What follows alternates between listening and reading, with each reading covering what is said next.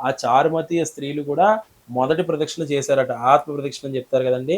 అంటే ఆత్మ ప్రదక్షిణ చేసినప్పుడు మొదటి ప్రదక్షిణ చేసేసరికి కాళ్ళకి గల్లు గల్లుమని గజ్జెలొచ్చాయట, బంగారు గజ్జెలు. రెండో ప్రదక్షిణ చేసేసరికి సర్వాభరణాలు అన్నీ గూడా చేతికి అలంకారంలో, హస్తాలంకరణలో అన్నీ కూడా బంగారమయమైపోయాయట. ఆ ఇల్లన్నీ కూడా బంగారమయాలు అయిపోయాయట.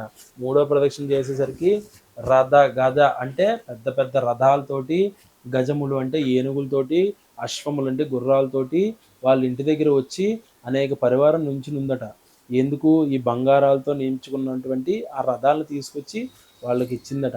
ఆ విధంగా అమ్మవారు కరుణిస్తుందని చెప్పి శాస్త్ర ప్రమాణం కాబట్టి, మనం కూడా ఆ ఉద్దేశంతో అంటే భక్తి శ్రద్ధలు, చిత్తశుద్ధే ప్రధానంగా అమ్మవారికి కుంకుమ పూజ చేసుకున్న తర్వాత, ఈ విధంగా షోడశ ఉపచార పూజ అన్ని పూజలు చేసుకున్న తర్వాత అమ్మవారి సాష్టాంగ నమస్కారం చేసుకొని అక్షతలు నీళ్ళు అమ్మవారి ముందు విడిచిపెట్టి ఈ విధంగా విడిచిపెట్టాలి.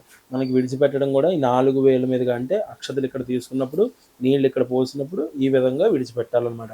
ఆ విధంగా విడిచిపెట్టి అమ్మవారి కుంకుమ మనం ప్రసాదంగా తీసుకుని మిగిలిన వాళ్ళకి కూడా ప్రసాదంగా లలాట స్థానం అంటే ఇక్కడ కుంకుమ బొట్టు పెట్టి వాళ్ళకి వచ్చిన ముత్తైదువులకి తాంబూలము అంటే రవికుల గుడ్డలో అంటే రవికుల జాకెట్ గుడ్డ అంటారు కదండీ!